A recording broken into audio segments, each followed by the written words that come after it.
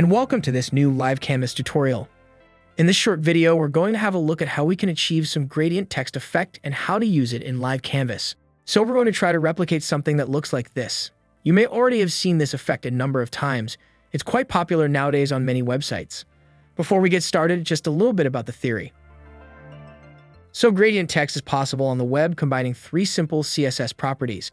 We're going to see this by having a look at an article on CSS Tricks, a fantastic website, which actually is one of the best resources to learn cool CSS and HTML stuff.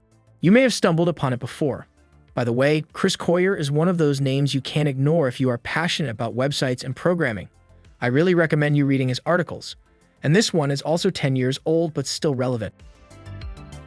Let's have a look at the code snippet. Let's just ignore the font size property, which is not important for the effect. We have the background property, where a gradient is defined.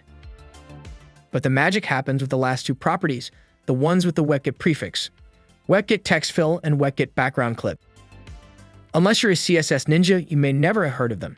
So the first question would be, can those properties be safely used? If you have a look at the Can I Use website, you can see that the text fill property is actually supported pretty well on all browsers except Internet Explorer, which is quite dead anyway. And also the background clip property has great support as well. So green light. These properties are safe to use and the effect will work fine even on mobile devices. So let's have a look at how to do things in practice.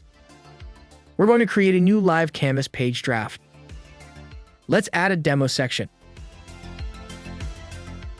As you can see, it's quite nice, but let's make it more peculiar by adding the gradient text effect to the heading.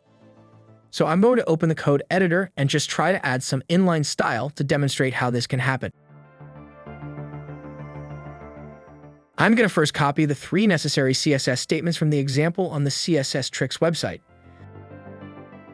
Pasting inside the style definition does immediately deliver the expected results. Then we can customize the colors and change the gradient, going from cyan to magenta. Actually, it looks quite nice. Great, it's been really easy. And of course, if you have something against using inline styling or need to reuse the effect throughout your site more than one time, you can define a class in the CSS. Let's switch to the global CSS panel. This is some old example code, let's get rid of it. Gradient dash text would be like this. And now that we've defined this class, we can just use it every time we want to have this gradient text effect directly in our HTML.